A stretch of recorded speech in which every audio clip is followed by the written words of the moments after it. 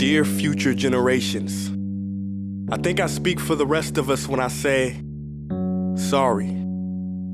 Sorry we left you with our mess of a planet.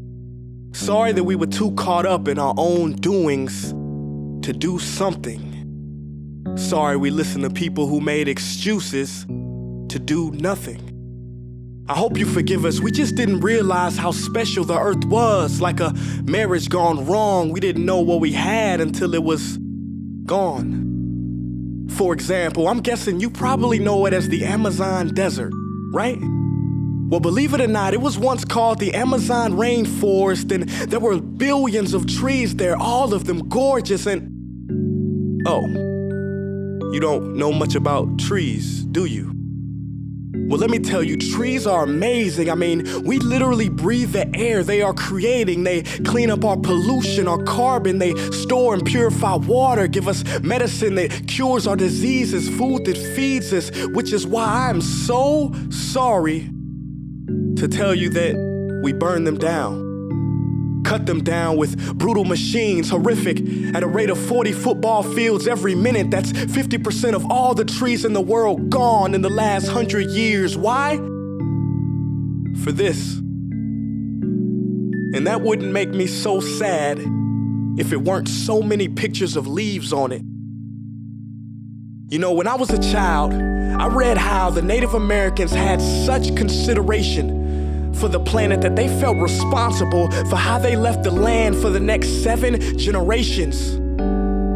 Which brings me great sorrow, because most of us today don't even care about tomorrow. So I'm sorry. I'm sorry that we put profit above people, greed above need, the rule of gold above the golden rule. I'm sorry we use nature as a credit card with no spending limit, overdrafting animals to extinction, stealing your chance to ever see their uniqueness or become friends with them. Sorry we poison the ocean so much that you can't even swim in them. But most of all, I'm sorry about our mindset, 'cause we had the nerve to call this destruction progress. Hey Fox News, if you don't think climate change is a threat, I dare you to interview the thousands of homeless people in Bangladesh. See, while you were in your penthouse nestled, their homes were literally washed away beneath their feet due to rising sea levels. And Sarah Palin, you said that you love the smell of fossil fuels. Well, I urge you to talk to the kids of Beijing who are forced to wear pollution masks just to go to school.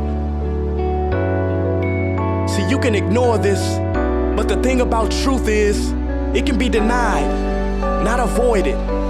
So I'm sorry, future generations. I'm sorry that our footprint became a sinkhole and not a garden. I'm sorry that we paid so much attention to ISIS and very little to how fast the ice is melting in the Arctic.